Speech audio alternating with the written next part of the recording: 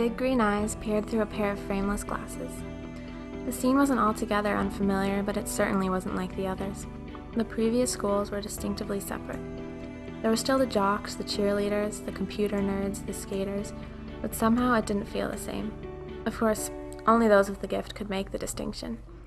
This was the precise reason she could never stay. People always knew, or would inevitably find out the truth about who she really was. Ariel stepped forward, balancing her tray of food in one hand and her books in the other.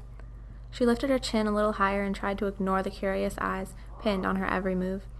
She felt the weight of every stare, every gaze in her direction. In fact, she sensed every individual unspoken word, as if the other students' mind tracks were audible fragments of conversation. Within the walls of the cafeteria, the thoughts sounded eerily metallic, and they seemed to ricochet off every surface, echoing back at her relentlessly. What if I fail the biology test? God, what will he think of me if... What a stupid world. I wonder if anyone would notice if I jumped out the window. Dude, she is so into me, just wait.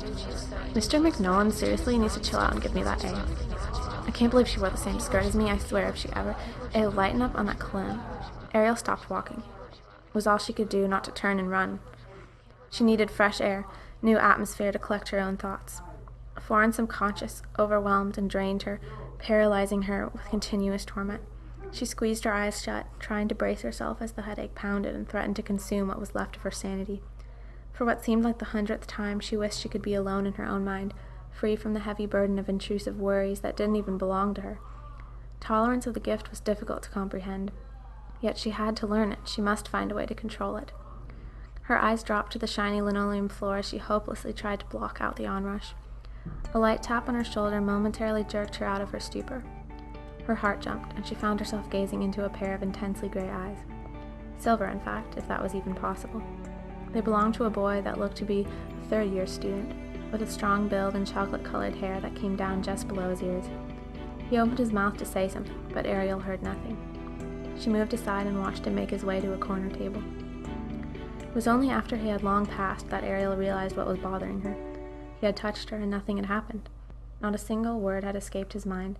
There had been no penetrating burst of thought. Hey, she thought, maybe I am learning to control it. Her relief was tantalizingly short, however, and just as it had begun, it ended as another student pushed past her without so much as a glance. Her tray jolted and a fork clattered to the floor. Her senses were on full alert once more.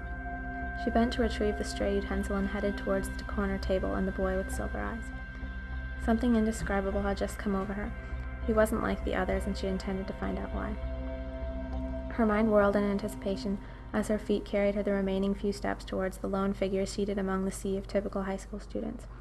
She took a deep breath and set her tray down across from him. Is this seat taken?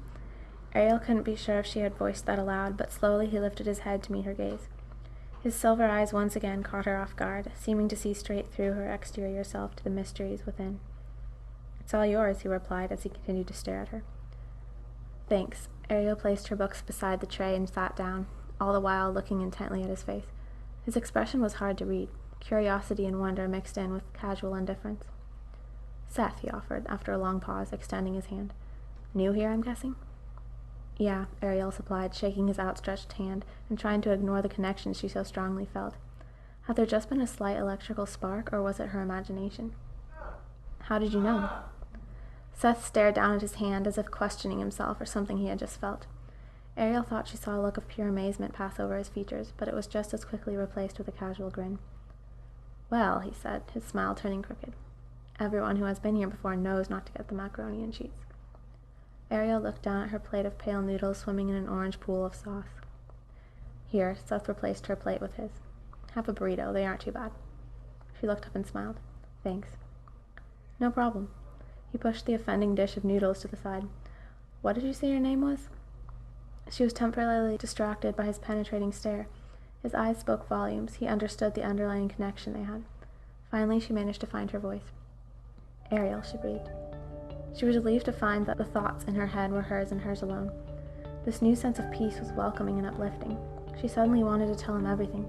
She wanted to pour out everything she had been keeping hidden and make him understand.